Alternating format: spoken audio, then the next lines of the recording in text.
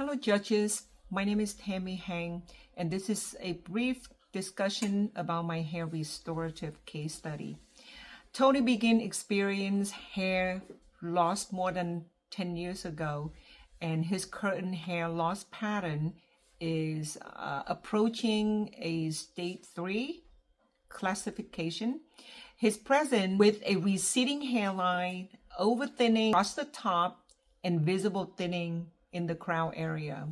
My treatment plan includes ProCell Therapy, an advanced microchanneling technology device combined with the growth factor serum, also the help of the LLLT, low-level red light hair growth device, such as the airbrush, deliver hydration and OC direct to the follicles. The massage brush help dislodge congestions.